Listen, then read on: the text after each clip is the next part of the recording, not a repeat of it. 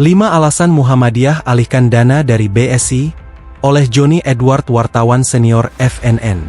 Industri perbankan syariah dikejutkan dengan pengalihan dana pimpinan pusat Muhammadiyah sebesar 13 triliun rupiah dari PT Bank Syariah Indonesia atau BSI.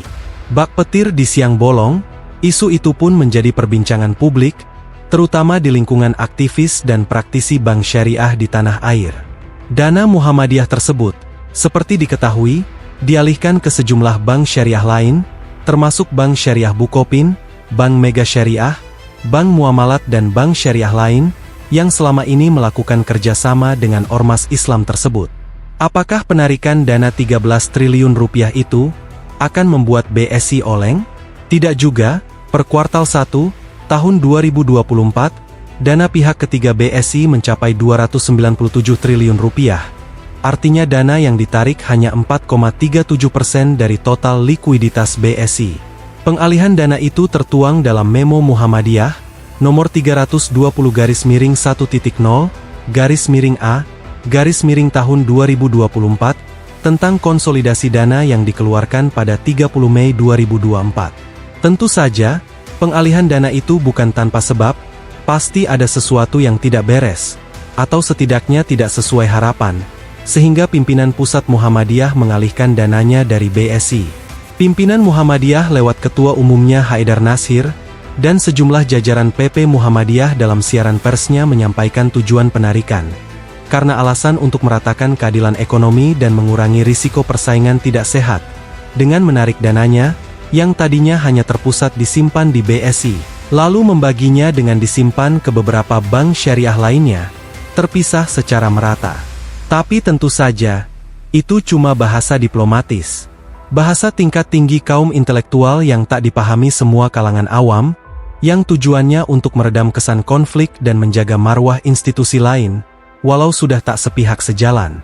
Menanggapi fenomena tersebut, Ketua PP Muhammadiyah Bidang Ekonomi, Bisnis, dan Industri Halal, Anwar Abbas mengatakan, pengalihan dana ini dilakukan agar meminimalkan persaingan antara bank-bank syariah lainnya.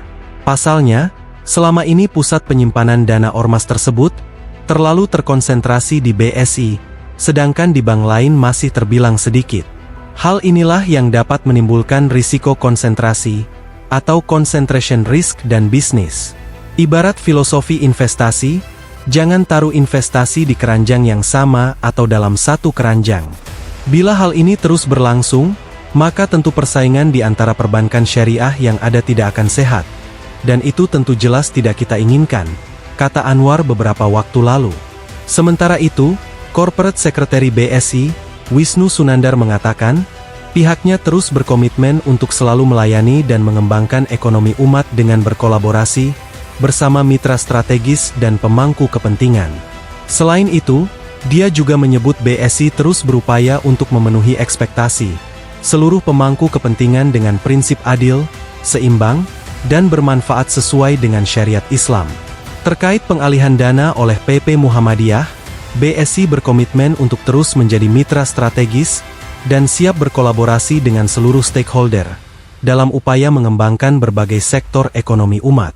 Terlebih bagi usaha mikro kecil dan menengah UMKM, yang merupakan tulang punggung ekonomi bangsa, kata Wisnu dalam pernyataan persnya.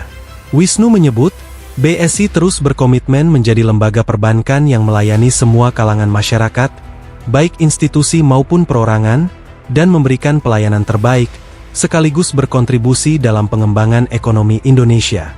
Pihaknya juga berupaya menjadi bank yang modern dan inklusif, dalam memberikan pelayanan kepada seluruh masyarakat dengan menjunjung tinggi prinsip-prinsip syariah. Sementara Kepala Eksekutif Pengawas Perbankan OJK, Dian Ediana Rae, memastikan tidak ada masalah yang terjadi antara Bank BSI dan juga Muhammadiyah di balik penarikan dana tersebut. Menurutnya, bank syariah di Indonesia tidak hanya BSI saja, tapi karena nominalnya besar, hal tersebut langsung menjadi sorotan publik. Dia menilai, penarikan dana tersebut lumrah terjadi. Dia bilang, bank mempunyai dana yang cukup untuk mengembalikan dana yang sesuai. Karena apapun yang terjadi, sekarang menjadi sorotan utama, padahal bank syariah nggak cuma BSI, karena size yang berbeda sendiri menjadi persoalan. Ingin meyakinkan masyarakat, tentu saja tidak ada isu terkait dengan BSI, dan tidak terkait isu masalah bank syariah secara umum, kata Dian dalam konferensi pers RDKOJK yang disiarkan secara daring, Senin 10 Juni. Lebih lanjut, pihaknya tidak mengetahui secara detail mengenai alasan penarikan dana oleh Muhammadiyah. Dia bilang hal tersebut hanya diketahui oleh pihak terkait. Dia mendorong kedua belah pihak, Muhammadiyah dan BSI untuk melakukan komunikasi. Apabila ada kesalahpahaman, untuk segera diselesaikan sehingga tidak menimbulkan spekulasi-spekulasi di publik. Terkait isu berkembang hubungan antara BSI dengan nasabahnya Muhammadiyah, ini di luar konteks kita. Kita itu tugasnya manajemen untuk profiling sesama, komunikasi yang lebih baik dan intens, sehingga dianggap kesalahpahaman perlu segera diselesaikan, jelasnya. Di sisi lain, dia melihat BSI dapat bersaing secara sehat, baik dengan bank konvensional maupun sesama bank syariah. Dia berharap, perkembangan bank syariah dalam negeri dapat dipercepat, sehingga banyak bank syariah yang tumbuh besar selevel dengan BSI. Kinerja Bank Syariah Indonesia per kuartal 1 tahun 2024. 5 alasan. Tidak ada asap kalau tidak ada api, begitu pepatah mengatakan. Blade pengalihan dana Muhammadiyah dari BSI ke bank syariah lain, tentu ada latar belakang yang menjadi alasannya. Sumber FNN di pengurus teras PP Muhammadiyah menyebutkan, sedikitnya ada 5 alasan mengapa Muhammadiyah mengalihkan dana dari bank hasil merger bank BUMN syariah tersebut. Pertama, usaha mikro kecil dan menengah, UMKM, ditengarai sulit mendapat pembiayaan dari bank BSI, sementara visi misi Muhammadiyah jelas, yakni peduli dan beri pihak kepada UMKM. Terutama UMKM yang berafiliasi ke Muhammadiyah, agak sulit mendapatkan pembiayaan dari BSI. Sampai-sampai dikatakan, Muhammadiyah Royal menaruh dana ke BSI, sementara BSI pelit memberikan kepada UMKM unit, anak usaha Muhammadiyah. Kalaupun dapat pembiayaan, tetapi dikenakan margin pembiayaan yang kurang bersahabat. Kedua, ada kecenderungan, BSI lebih besar memberikan pembiayaan kepada konglomerat. Tentu saja pernyataan ini perlu dibuktikan. Total pembiayaan BSI sebesar Rp247 triliun pada kuartal 1 2024 atau tumbuh 15,89% dibandingkan periode yang sama, tahun 2023.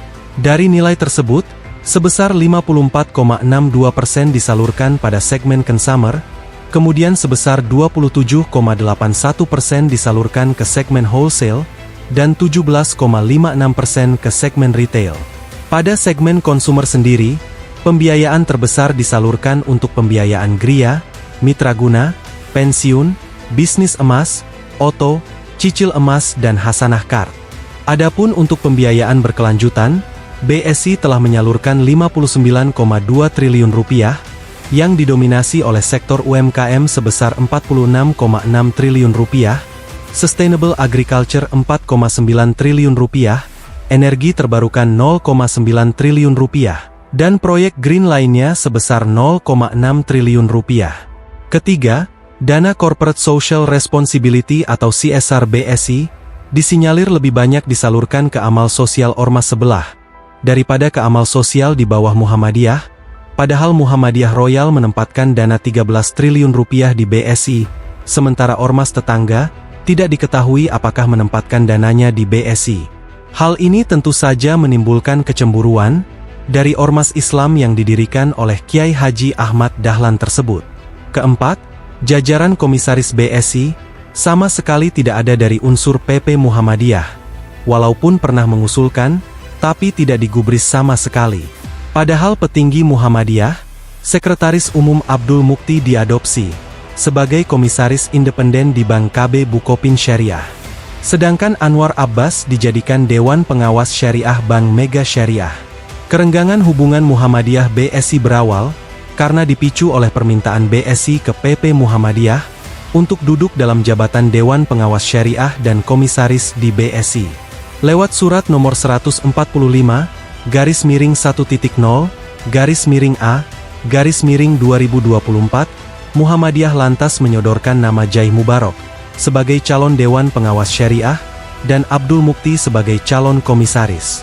Namun, dalam RUU PSBSI, pada 17 Mei 2024, Abdul Mukti tidak diterima RUU PS sebagai komisaris, justru RUU PSBSI mengangkat Felicitas Talulembang sebagai komisaris, yang notabene politisi Partai Gerindra. Felicitas bersama politisi Partai Golkar, Nurdin Halid, melengkapi dua politisi yang duduk di jajaran komisaris BSI. Kelima, kabarnya ormas itu sedang menyiapkan BPRS Muhammadiyah, sebuah bank kecil dengan modal 15 triliun rupiah, yang didedikasikan untuk sepenuhnya pembiayaan UMKM. Tentu saja ini niat mulia, apalagi dikabarkan Muhammadiyah sedang menyiapkan dan mematangkan SDM BPRS tersebut. Tentu saja, niat mulia Muhammadiyah ini akan menggenapkan amal usaha, sekaligus niat mulia untuk mengangkat ekonomi kerakyatan, lewat pembiayaan UMKM. Di masa lalu, Muhammadiyah pernah memiliki bank persyarikatan, dengan Dawam Raharjo sebagai lokomotif bisnisnya. Tapi bank itu gagal, sehingga harus diambil alih oleh Bank Bukopin Syariah. Tentu saja isu-isu di atas, bukan dimaksudkan untuk dikonfrontir atau saling diperhadapkan, adalah lebih baik kalau Muhammadiyah maupun BSI sebagai bagian dari perjuangan pemberdayaan umat, bisa saling introspeksi. Yang dibutuhkan dari keduanya adalah, saling ta'awanu alal birri wat taqwa, tapi bukan ta'awanu alal itsmi wal udwan.